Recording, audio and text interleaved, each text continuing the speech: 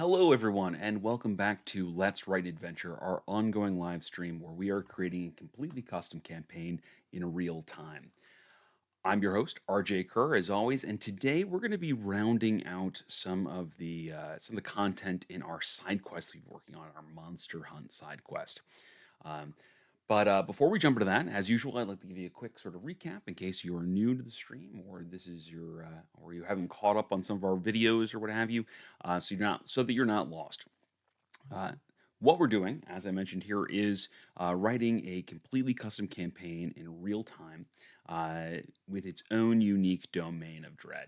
Now, when we started this off, we wanted to use a story structure sort of style to make sure that we kind of had all the pieces and parts that would go into a good narrative without locking ourselves into a rigid plot structure, but more of giving us a little bit of structure to work with, some place to deviate from and to jump off from. We decided to use a story circle structure for that.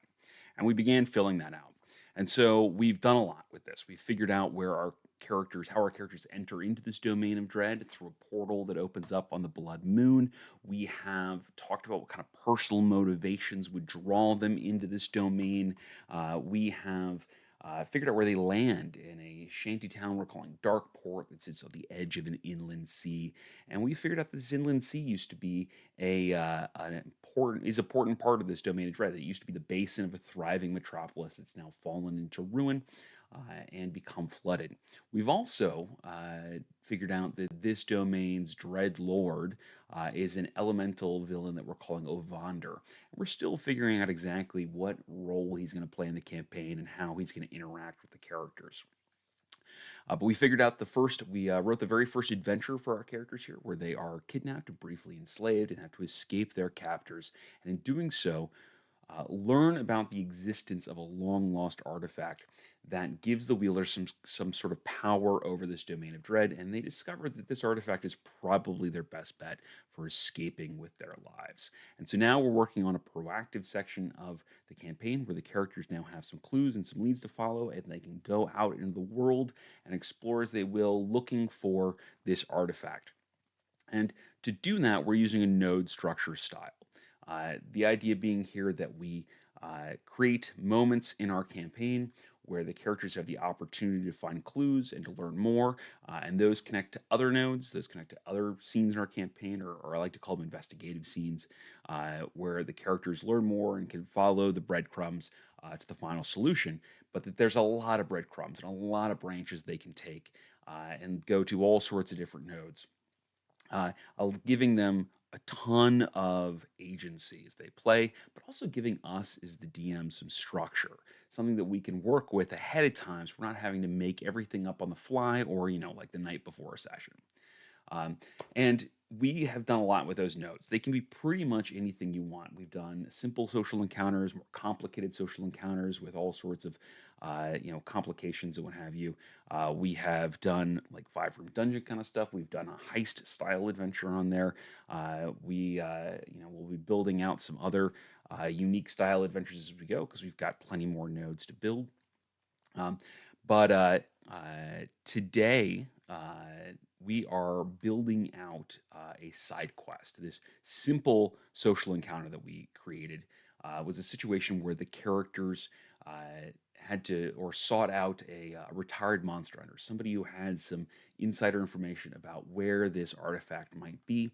But this monster hunter has a bit of an obsession. He is a Captain Ahab sort of character, and his white whale is a memory modifying sort of creature that prowls the forests. And the problem is that unless you hold a piece of this creature, you forget it as soon as you see it. So it's maddening for him that he was never able to slay it and is the only person who remembers it.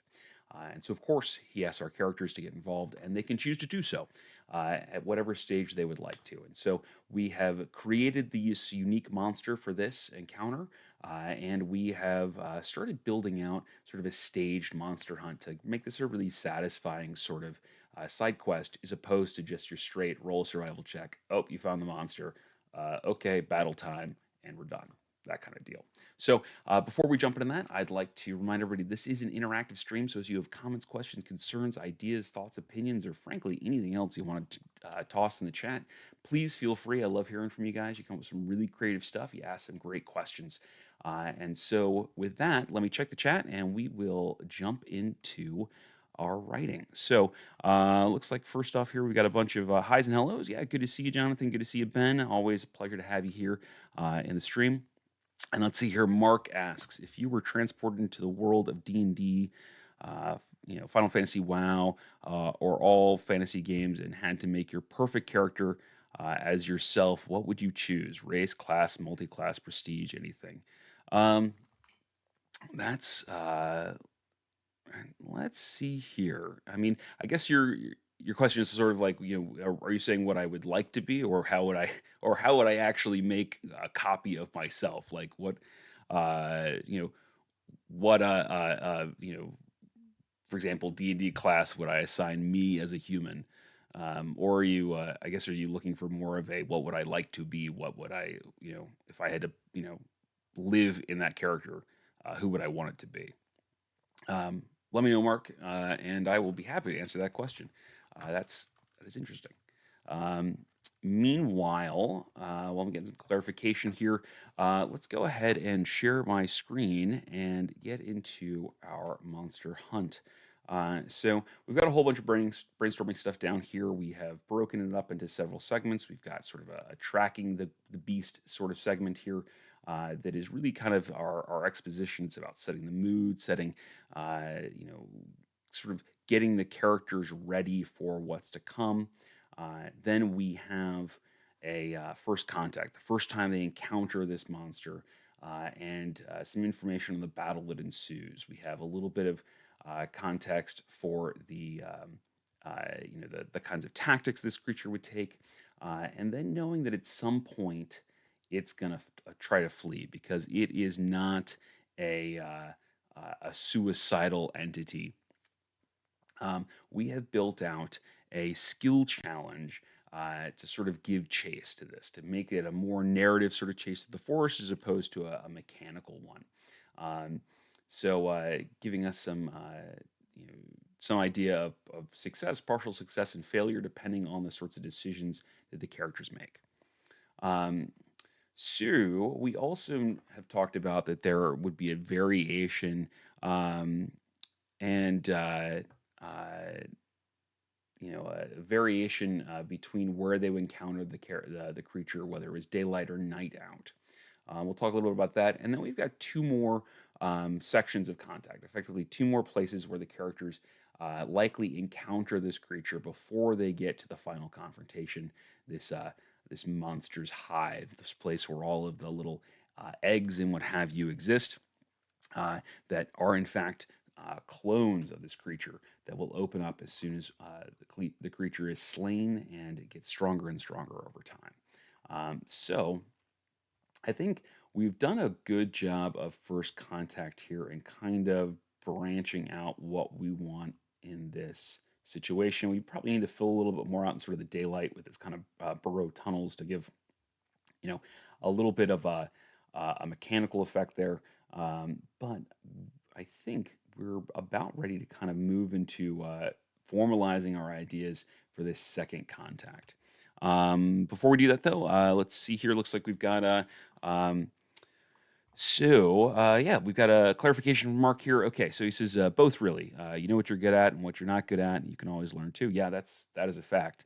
One of my, this is going to sound pretentious, and I apologize for it, but one of my favorite quotes from, I think it's attributed to Hemingway, but for whatever reason, I would say it was actually Noel Coward. Anyway, the quote is, there's no nobility in being superior to your fellow man. True nobility comes in being superior to your former self. And so to your point about there's always something to learn, I really like that. I really agree with that. So let's see here. What would I like to be? I think personally it would be super cool to be a tiefling wizard. I think that would be so much fun.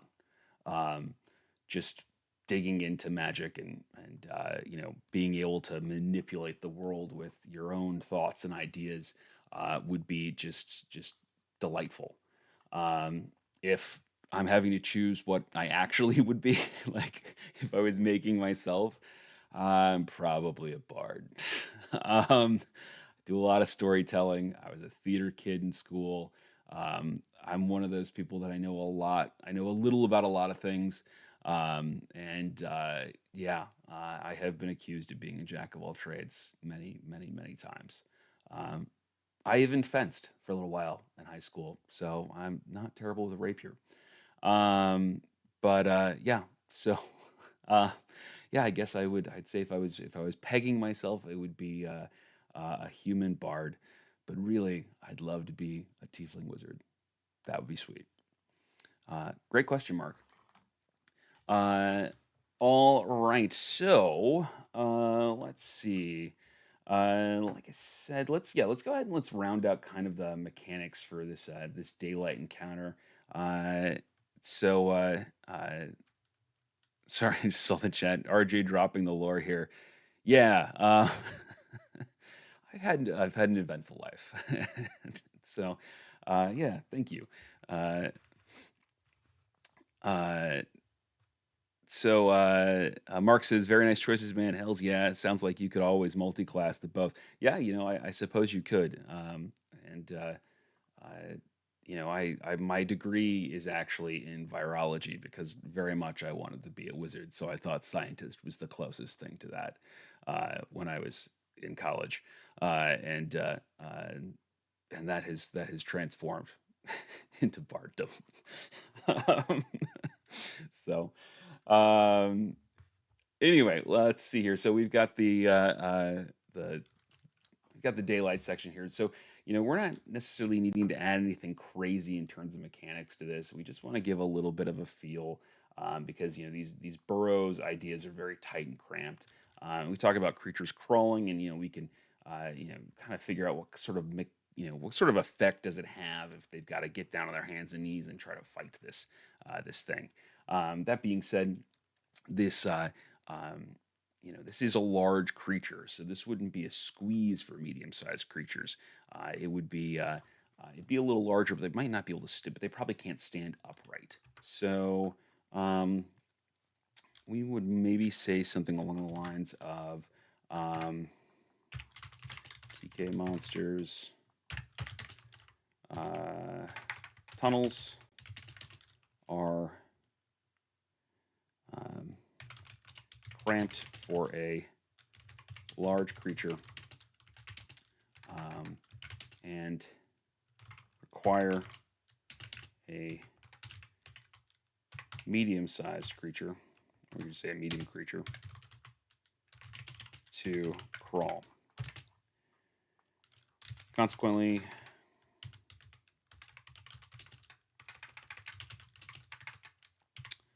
um, medium and larger creatures have disadvantage on attack rolls while in the burrow. And actually, I should just say disadvantage on attack rolls and attack rolls against them have advantage while in the burrow.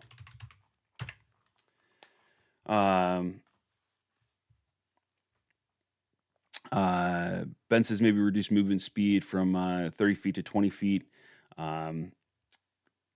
Yeah, there should definitely be a reduction in speed. I I would probably just make it difficult terrain, to be honest with you. Just you know, just to smooth things out. I think because you're gonna get somebody who's like, well, my monk can move 40 feet per turn. Do I still drop to 20 or is it 30 for me? So I would just say difficult terrain. It makes it easy to adjudicate. It reduces the questions. And actually, I think I had to double check that, but that actually might be the rule for crawling.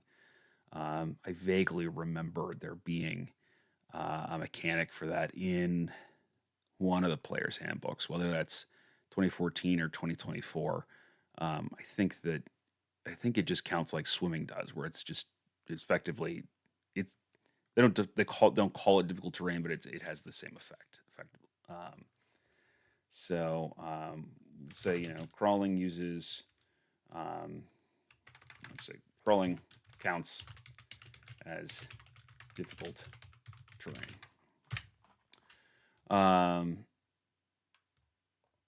Yeah, Grammarly doesn't like that I use difficult all the time. Let's see here. Hey, Mr. Max, good to have you, man. Good to see you. Welcome back. All right. Okay, cool. So we've got a simple effect here for the burrow. We've talked about. We need to fix this one to the night because we have changed how this is going to go down. Yeah. Okay. We should remove this. I don't want to delete it entirely yet because we're not trying to clean this up. So we'll just kind of line through it and move on. So we see the hunting new prey along the river rapids. The species camping the creature is drawn to their campfire. So say, sorry, I want to make sure I have this as close to formatted as I can get it, so I know that that's what we're gonna want when it comes time to clean this up.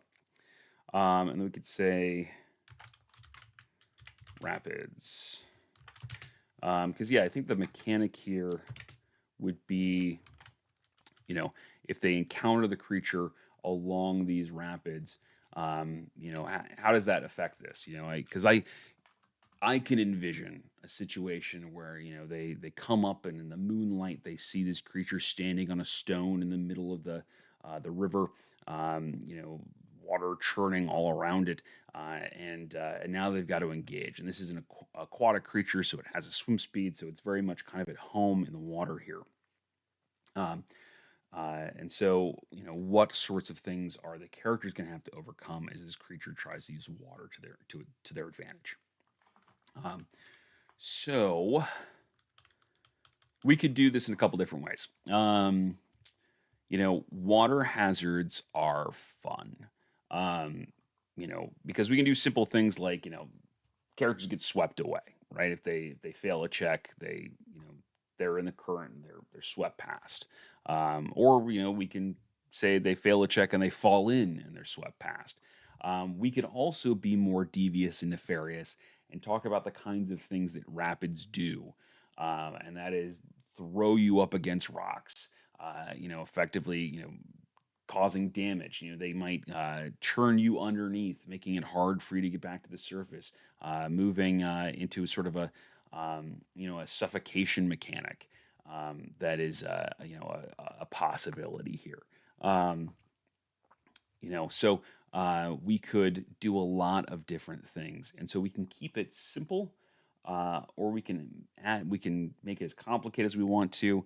I personally like to add, I like to do a little bit more than it's just kind of sweeps you away, because then it's just a matter of, well, I got to get to the shore, and now I go ranged instead of melee, and we know that this monster is really a melee focused creature, and so it actually would only behoove the characters to kind of get swept away a little bit and keep this thing at a distance.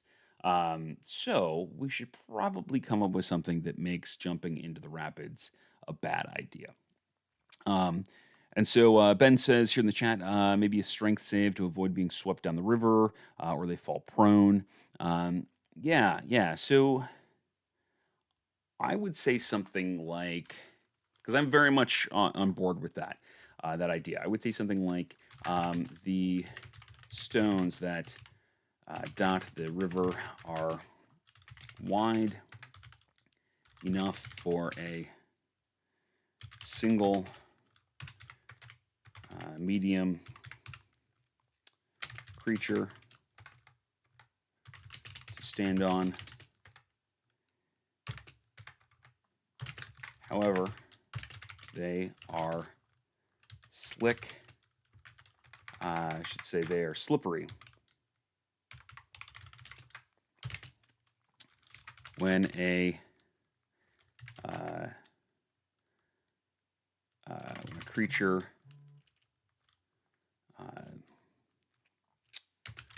moves to a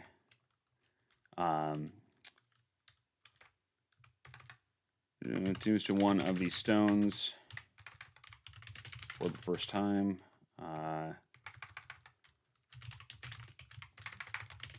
First time on their turn, they must make a DC whatever, dexterity saving throw or fall into the water. So that's the first layer here. They slip, they fall into the water. Okay, well, what happens once they fall into the water? We've got here's where I would work in sort of your mechanic here, Ben, for the strength saving throw. Because, well, I won't say because. I will say the reason I would like to do that here is if we give them 2 chances to save, we can make this a bigger hit. We can make it a bigger problem than just a single saving throw because we're giving them a little bit of opportunity to pull themselves out. And to that end, we might say, because we don't want there to be no problem with them falling into the water,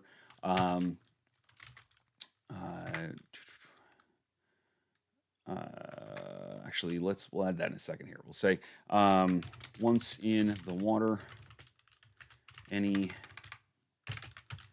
creature without a swim speed must make a DC XX strength saving throw or be swept away by the rapids.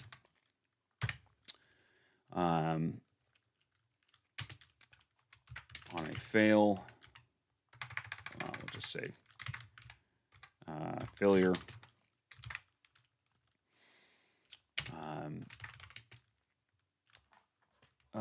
Actually, we'll say once in the water, any creature that swims to you must make a DC strength saving throw to hold on to the stone or be swept away by the rapids. Okay, on a failure, the creature becomes caught in the current, which batters them against the rocks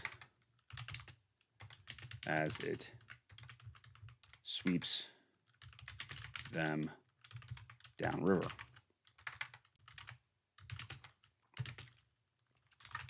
The creature takes,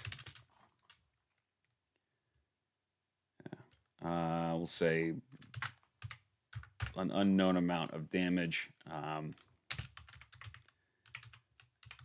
bludgeoning damage, and is swept 30 feet from, swept 30 feet downriver. At the end of each of its turns, the creature can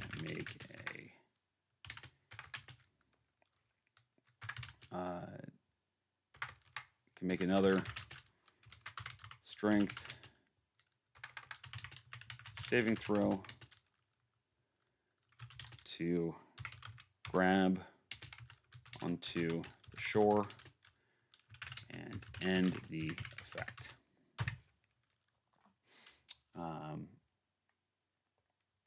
should say at the start of each of its turns, the creature. And then we could say success is something like on a success, the creature holds onto the shore or a stone, preventing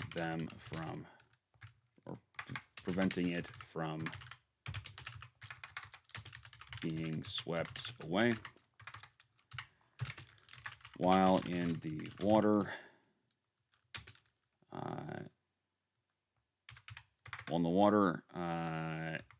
in this fashion, the creature counts as prone.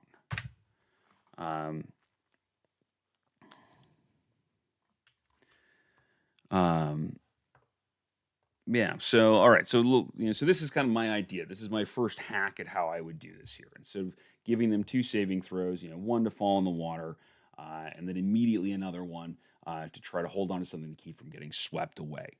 And so, the result of failing the first one is you fall in the water, and you are effectively prone, because you're kind of floundering, what have you, as you kind of hold on to one of the stones. If you fail to hold on one of the stones, then you get swept down current. And you take damage every round until you manage to snag something and pull yourself out. I like the prone bit in here because it has a movement deficit, and there is an advantage, I should say, and there is an attack mechanic in here, right? So, it's going to take the creature half their movement to pull themselves out of the water, and then while they're in the water, every ranged attack at them will have disadvantage, which makes sense. They're in the water, they're a smaller target. But every melee attack against them will have advantage because they can't move as easily. They're holding on for their life. So that's kind of how I would personally address this. But this is just a first hack at it. So let's see what we got in the comments here, and maybe we can refine this and clean it up and come up with something, something we really like. So let's see here. Jonathan Russ says subdual damage, less dual damage. Orth, hey, hello, good to see you here, man. Always a pleasure to have you in the stream. Jonathan says the river is full of electric eels, 10d6 lightning damage. I'm starting to think that I've scarred you with the Tomb of Annihilation campaign and the lethality of that. Let's see here. Ben Elder says maybe one save to stay upright, another try to get back to shore. Failing both moves them further down the river, gaining exhaustion. But if they go to the map's edge, they're gone out of initiative. Yeah, you could certainly do it that way. The gaining exhaustion thing. Yeah, we could do that. We could do that instead of damage if we wanted to on here. That's not a bad idea. Because we could frame it instead of being swept against the rocks and bounced around, that it's more of the you're fighting to keep your head above water, and that's going to give you this exhaustion. The thing to bear in mind with exhaustion on this is that if they get so many levels of exhaustion, it's going to take, theoretically, it's going to take days to get rid of them. Now, you could say something to the effect of, they'll go, these levels of exhaustion will go after a short rest, kind of as they recuperate if we wanted to. The another kind of nice thing about that is that this goes on for 6 rounds and they die, they drown. I'll say the nice thing. I'll say the thing that might make this deadlier is to do that. The damage aspect, is one way we might balance that for some characters as opposed to others. Whether we want this to be an equalizer, because all characters die after six levels of exhaustion, while for damage, some characters can take more, some characters can take less. Um, so yeah, we could really go either way on this. Um, I would be amenable to both, to either choice. Um, I kind of like the exhaustion idea personally. Now that I think about it, but yeah, so let's think about that one for sure. Um, the bit about going off the map's edge, yeah, you certainly could do that. I don't tend to pin these effects to a map, simply because sometimes the stuff will get run as theater of the mind. I depending on the situation, there are just some combat encounters or some encounters that I find run better in theater of the mind. Others that you really want the tactical combat for, and so maybe this is one of those, maybe it's not. Um, so either way, I generally don't tend to worry about them falling off the edge of the map. But if you know you're going to use a map for an encounter like this, you know you're going to track distance, and that they have a suitable amount of distance to really clear before they're just out of the combat, then that would be fine. The other thing to consider, and I don't know that it's a big consideration for this, but it's something to at least be aware of, is that if you remove a character from combat, they are sitting there twiddling their thumbs while their friends have fun. And so, it's usually, I think, best to try to avoid bumping one person out. Now, this does happen when people go down to, zero hit points and become unconscious or whatever, making death saving throws.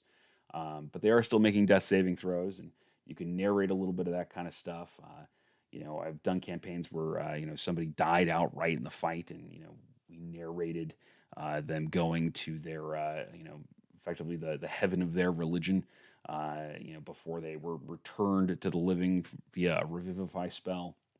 Um, so there are ways to keep them engaged. And you can do the same thing if they get swept off the map. You can narrate them climbing out of the water and trying to make their way back and that kind of deal too. So again, not necessarily a thing you don't want to do, just something to be aware of if you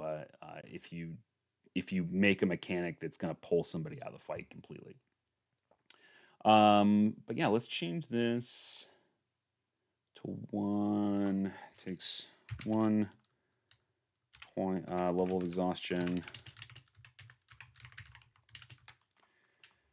Swept down river. At the end of its turn, the creature can make another saving throw the short effect. These levels of exhaustion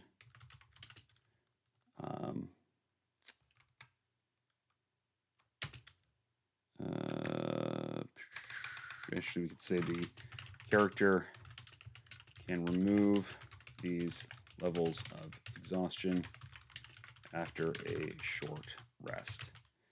And the reason that I would put this mechanic in here so that they can drop some of this exhaustion, is, they get 3 levels of exhaustion. Rules is written that takes 3 days to clear, 3 long rests. And that can affect the whole rest of the adventure here. Plus, you know, um, they're battered and beat up or whatever, and they swam hard, um, you know, but they're just kind of recuperating after that. However, the nice thing about waiting till a short rest to remove these level of exhaustion is that since they're kind of in a fight and they may have to pursue this creature, that exhaustion can affect their dice rolls, which can affect the outcomes of giving chase and that kind of deal here. So yeah, so I think, Ben, that the level of exhaustion is a really good idea. Um, let's see here. Or it says this ain't Chult J. Not everything here has to kill the PCs. Yeah, I I agree. I agree. You want some things that are not going to kill them, some things that absolutely might kill them, and some things that are between. You want those highs and lows. Yeah. Um, uh, Ben Ellis is disadvantaged depending on if wearing armor, or if they have hands free, hard to swim or hold a weapon, shield, for example. Jonathan says chainmail is like an anchor. Um, and Benelux is one player who picked up a Triton. Well. Yeah, I don't wouldn't normally put that into the text on my adventures, simply because that would make sense to me. That they fall in the water, they're gonna have disadvantage with wearing armor, and frankly, I might even say that they I was gonna say I might even say the characters wearing heavy armor, automatically fail these, um, you know, or can't, wearing heavy armor can't swim. Um, maybe, and so wearing anything over light armor has disadvantage on these checks to the strength checks. Um, you know, we could I your point about the weapons too, I mean, you depending on the situation, you might say, oh, you had to, drop your weapons, so that you could grab onto the rock, and that's kind of, that's something that might be reflexive for most characters who are trying to save their own lives, and that, would force them to do something else. So it's one of those things that I think it gives you some tools as the DM where you could make this encounter more difficult by doing that sort of thing, um, you know, or make it easier by not worrying about that, just depending on how this encounter is going. Whether their characters are rolling really bad or rolling really well or what have you. You can use that as kind of a dial to fine tune the difficulty here. Um, but yeah, definitely worth considering. Okay, cool. So I think we got the mechanic for this done. We don't need to add too much more to that. So let's talk about this second contact here, because we have, or you guys should say, I should say, came up with a really good idea, where we have this town that is suffering from a depleted population caused by this creature. But the townsfolk don't remember this creature, right? They they forget it as soon as it leaves their sight, and so they're trying to come up with explanations for, you know, why this, this creature, or I should say, why this thing is befalling their town and what's doing it, and why are people going missing, and why are there all of a sudden signs of great violence when nobody remembers anything that happened. Um, and so the idea being that this townfolk start to attribute this to some sort of divine punishment, believing that uh, it's those who have sinned who are abducted, and that there is a growing sort of a growing sort of cult in this place, led by a self-appointed preacher. It's really kind of pushing this idea, and yeah. So we want. I think that's a really good idea that you guys came up with here. Um, So we should flesh that out. And we had a few other ideas that, we alert the party after the first contact with the creature, that screams and smoke draw the PC's attention toward this town. And they get there, the town residents are running towards them, screaming about the sinners having vanished, or the wrath of, a god, devil, demon, or the Great Lady. Um, and meanwhile, the monster returns to collect a new victim, um, and so once again encounters the PCs there. And so part of the point of this is to show the PCs that slaying this creature once was not enough. That they need to do this again, and so. And that they need to figure out how these things keep coming back. Um, so let's let's think about this for a moment. So, we've got the ideas that we've got this moment of chaos that's going on here, right? The characters, have slayed this creature, and they are headed back to town, when, all of a sudden, in the distance they see this town is sort of falling and is in trouble. Huh. Excuse me, long day again. Is in trouble, and so they uh, And so they hurry on into the town and they find this scene of just chaos, right? There's some fires. I think probably small fires in this case. It's not like the town's burning down on the ground, but there's evidence of violence, and people are running all over the place. It's just general chaos. Um, all of that is a lot of fun in D&D, showing up in these very dynamic moments where there's a ton of chaos going on. It can be challenging to run mechanically. Um, you know, Narratively, it's super easy. You narrate that this is happening, um, and uh,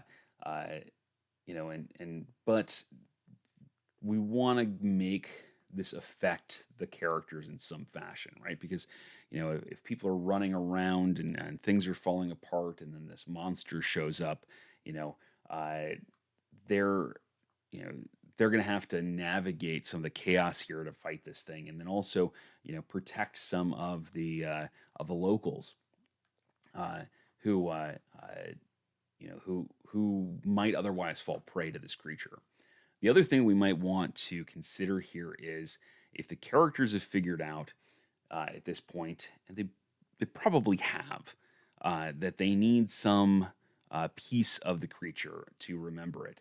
Um, they might give a piece of this creature after they slay it to somebody in town so that they can remember the creature as well. And so we're going to want to come up with a uh, something to comment about that. How does that affect the third contact we get there? If some of the townsfolk remember, um, how does that affect our idea later on, where the townsfolk betray the characters and offer them up as tribute? So let's get, with those sorts of considerations in mind, let's get working on this. So um, let's see here. So we've got this idea the town is, screams chaos going on. So we should say, um, say screams and um, general chaos alert the characters to a catastrophe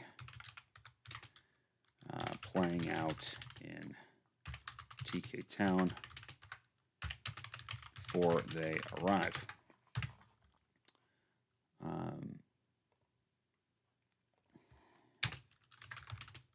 When they enter the town, following rules apply. Okay.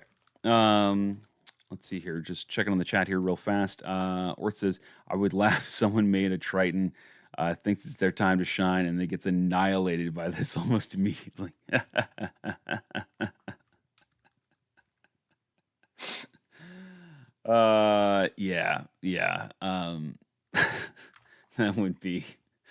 That would be funny on some levels. That would be really disappointing on others. That would be one of those moments um, where the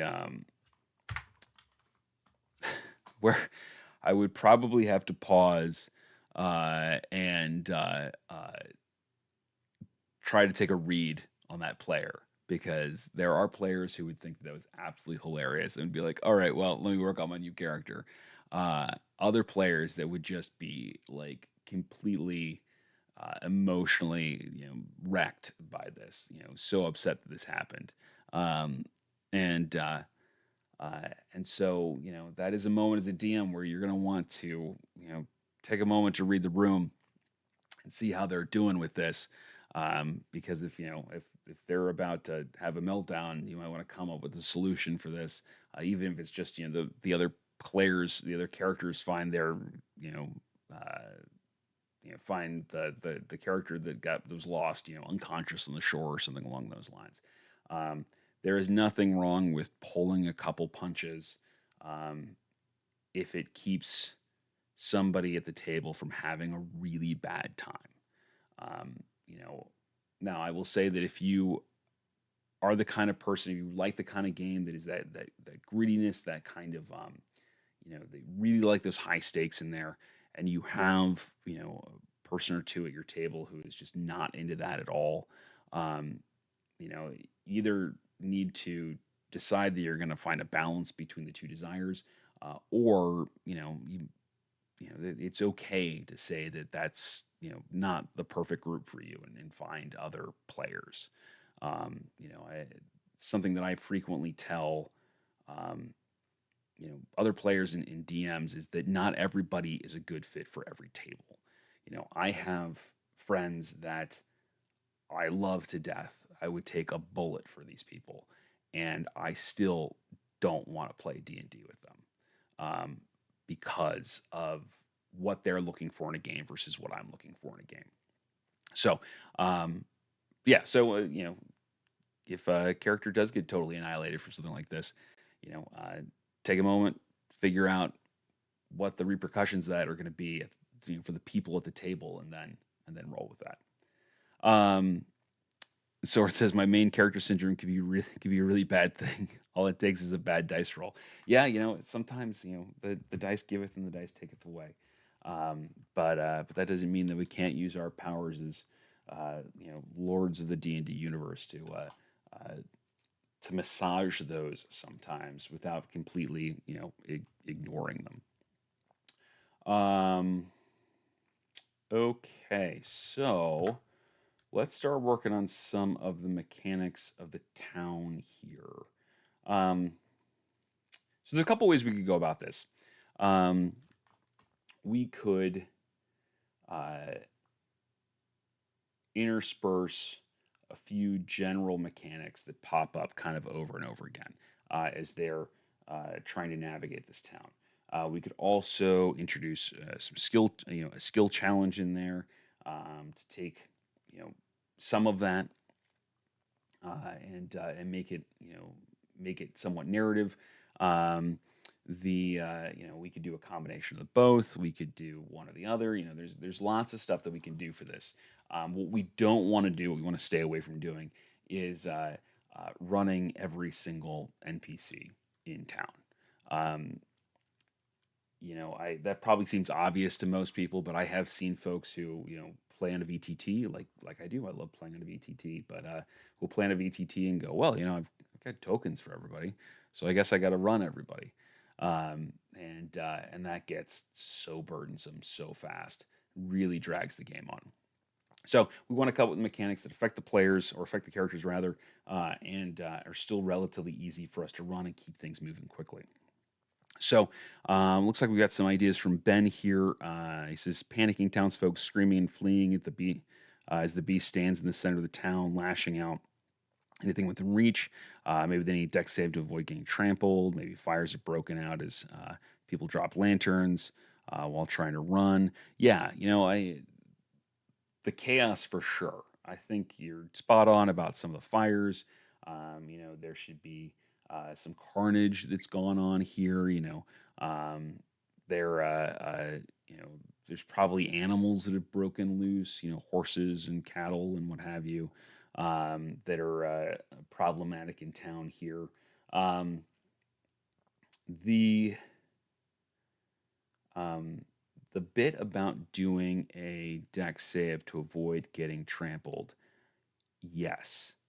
Let me preface this by saying that yes, I really like that, and I think we should include that in here in some fashion. Um, what I wouldn't do is make it that a consistent challenge um, throughout the combat. Um, simply because it's unlikely that people and animals are gonna actually run through the fight. Um, but I think it should be a challenge leading up to it. And and this could be another place where we do sort of another like little mini skill challenge where we do one that sort of they get to the town and they're trying to find what's going on and they get to the creature, and that challenge is about them getting through the chaos to the creature, and then we have our encounter, we have our combat encounter with the creature, and we have a few extra mechanics that kind of pop up here as sort of environmental effects that complicate this combat encounter as there are people running for their lives. There's fire that's starting to lap up and take buildings. There's animals running on the loose, and people separated from their families and all that kind of stuff. So I think we should maybe do this in sort of two segments. But looks like we got some more ideas out here. Jonathan Frost says another opportunity to bring in the mob swarm stat block. Yeah, 100% it is. Why reinvent the wheel? We could have the swarm of commoners as it moves through here, and maybe that's one of the things that we do, where maybe that's how we manage some of this instead of doing a number of skill checks or what have you. Maybe we just simply use this swarm. Yeah, we could do that. Or it says, would a townsperson getting a piece of the monster remember past encounters with it, or just have the ability to remember from that point on? I would think just remember from that point on. Now, that being said, I think that now they can remember from that point on, they would start to kind of piece together things from the past, right? Like, oh, maybe I was mistaken about where those claw marks came from. This kind of starts to explain some of the other things that have happened. So I don't think they would remember it, but I think, they'd probably start to kind of get the gist of this, being armed with knowledge at this point. Ben says maybe it could be a layer action type thing as people run away, but get confused and turn around as they forget what they're running from. Yeah, we could do something along those lines. The confusion point is a good point. And the I think there's two things to consider there. One, yeah, you're right. They start running for the monster. They forget the monster exists. However, the town is still in a state of panic, and that emotion kind of sweeps people up, right? They may not remember that they're running from a monster, but now there's fires going on. There's people running everywhere. There's screaming. That tends to get people ratcheted up, and so. So I don't think they would entirely forget that they're out of danger or that they're in danger. Entirely forget that they're in danger. But to that point, they might make less than optimal decisions as they lose some context here. And we might want to come up with a way to manage that as well. The idea of running this as like a layer action, that kind of thing is great. It's an environmental effect. It's something that just kind of happens through the initiative here. And there's nothing wrong with, making it happen once or twice during an initiative, situation here, because those are, 6-second rounds and we don't need to over encumber that. But it does kind of encapsulate that there's a lot going on here.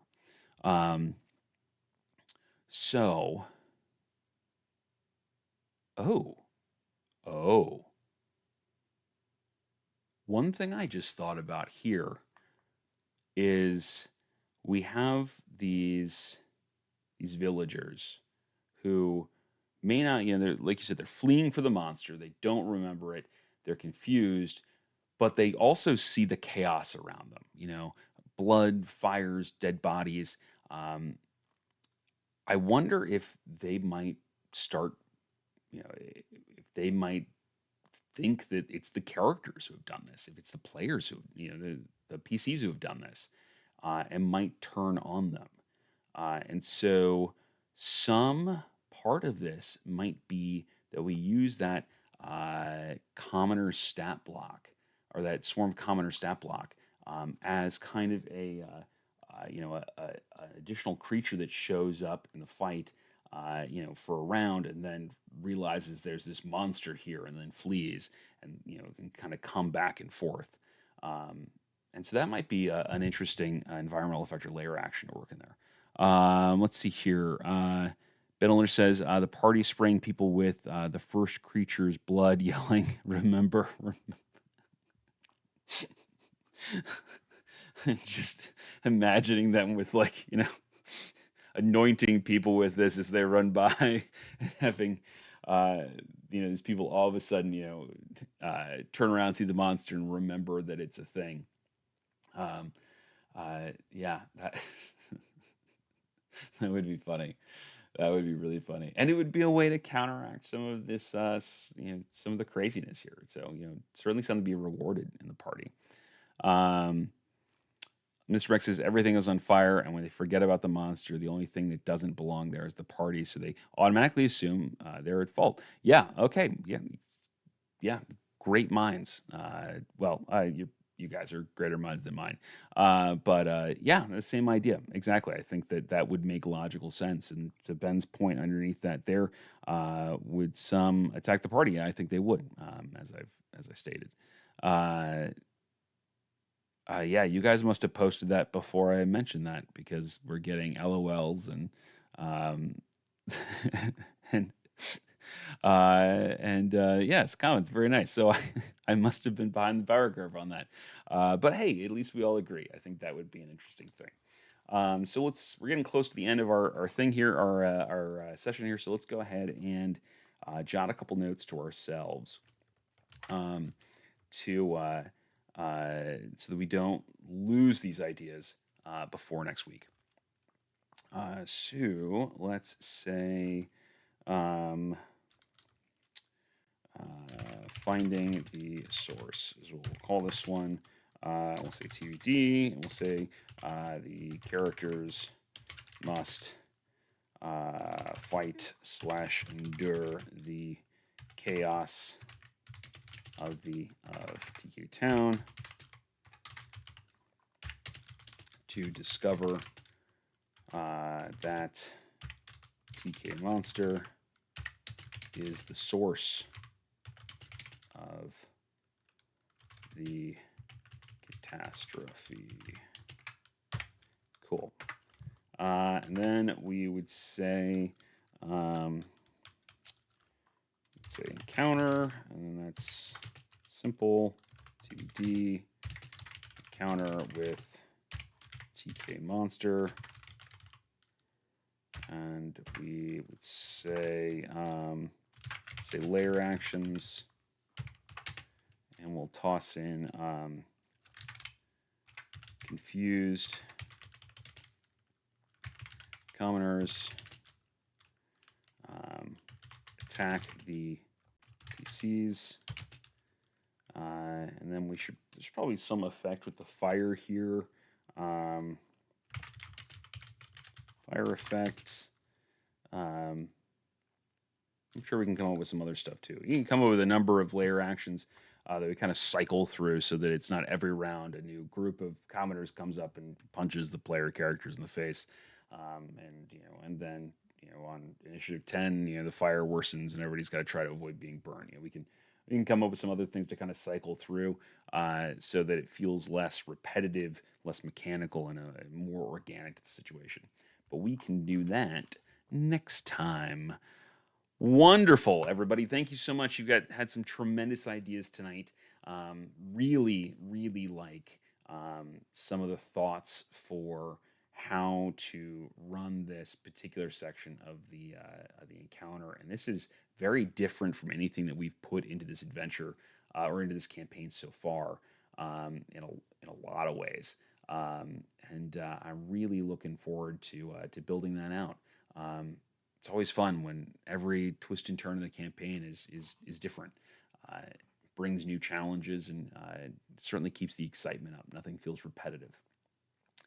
All right. So, with that, thank you everybody for joining me tonight. Always a pleasure to chat with you all on Mondays and Wednesdays. If you have enjoyed this content, please like, subscribe, leave a comment. All of those things help the channel grow, help keep these chats more dynamic, and well, frankly, keep the ideas flowing. So, with that being said, again, thank you everybody, and I look forward to seeing you all on our next stream on Monday. Talk to you then. Bye now.